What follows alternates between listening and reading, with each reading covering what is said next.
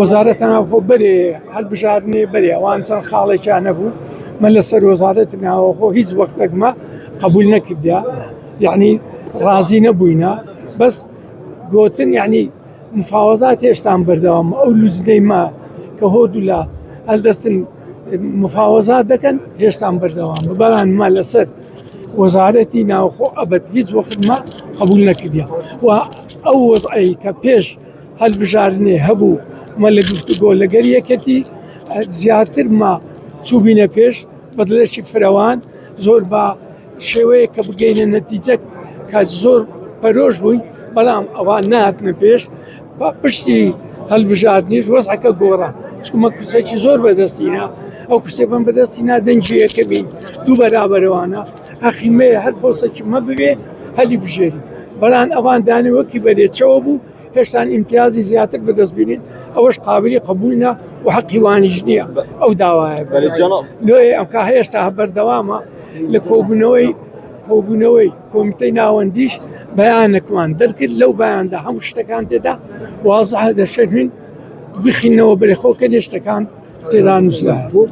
پۆستێ سەر کۆمەری عێراقی خواردی بەربژێری خۆ دەبیت جارێ معلوم ئەکید لۆ نەبی حەقی خۆیتی یعنی خۆ تاپۆنیە لەسەر یەک حزب پۆستی سەر کۆماری پۆستی کوردە ئەو ئەگەر بۆی حزابیش حزبی ما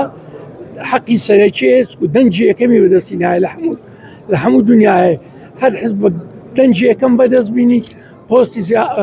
کورسی زیاتر بەدەست بینی ئەو حەقی هەیە سەرپشکە لە بۆ ئەوەی هەر پۆستێکی بێ دەستنیشان بکە وەریگری پاشان خۆ تاپۆنێ سەیەک حزب بۆ کوردە کوردیش لۆ ئینسان ئێکەکی بێلایەنبی ئەگەر بووەوەی هی حزبی پارتی زیاتر مشتاق بله جناب زنگ علی بود چه ایکیتی آستان گو پیکینان و کابینات هیا حکومت هریم کردستان چرکت هر جور بیانو اکید گیریتن یان هر جور داخواز یک هیا الله دشي اوي لوان بپرسی چکو اوان لا ما هندك تيكلبوني لا بلان هي ممكنه زخت يعني يفكر تا حدك بخوشان زياتر شعور بويناكن كمل لتكب في ويست فيها